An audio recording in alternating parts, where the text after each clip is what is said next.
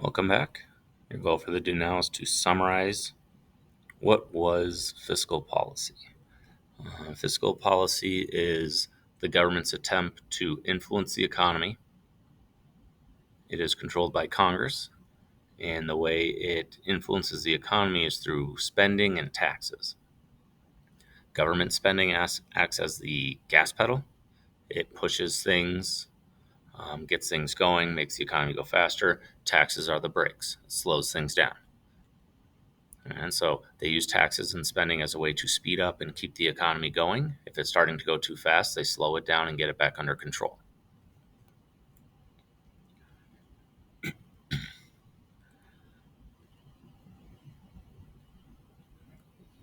Now, when the government spends or government taxes, that leads to some side effects.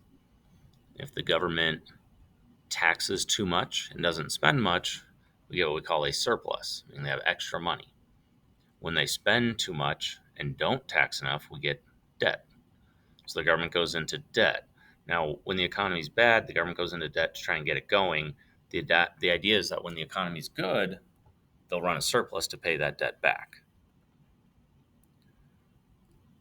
How much do you think the federal government spends each year?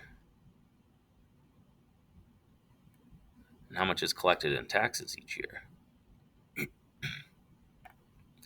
This is from a couple years ago, but the government spending was around $6 trillion every year.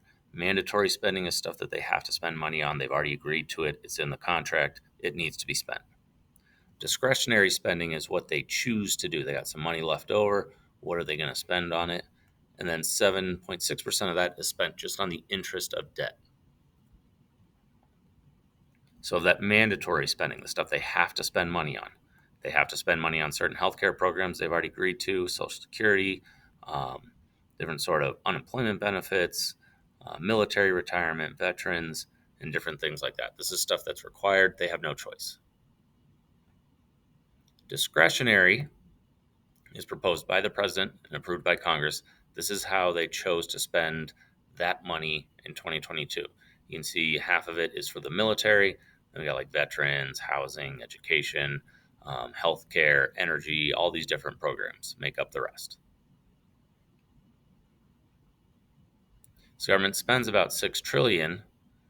They only make about $4 trillion in taxes, in tax revenue. So this leaves the government trillions of dollars short every single year. They are not making enough money to cover all the spending they're doing.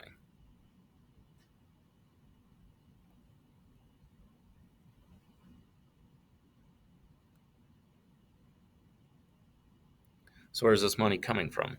A lot of people think it's coming from China for some reason, which isn't exactly the case. This is Congress. They borrow money from other government agencies within the United States, like Social Security, the Federal Reserve. American people can lend money to the government. You can buy different bonds and things. And then there is some borrowing from other countries. So how much do we think our debt is? How far in debt is our country? It's $34 trillion in debt. The number's only getting higher because we're several trillion short every year, plus we have to pay interest on it. So this number is going up. Here is where our debt is owed. This is to like the American people. This is to banks. This is from different government agencies. This is from the Federal Reserve. And then these pieces here are from other countries. See Japan, China, Britain, and then all other countries combined. So a little over a quarter of our debt is to other countries. Here's a view of our debt over the past 150 years. Very little debt early on. This is when Keynesian economics started, was around here. You can see they started going into debt more, try to pay it off, go into debt, sort of pay it off. Here's World War II, very high debt that we turned around and tried to pay off, went down. And then you can see in about the 2000s is when debt really started to get out of control, including the pandemic. Here's another way of looking at that same graph zoomed in on the last 50 years or so. And it has debt increasing dramatically.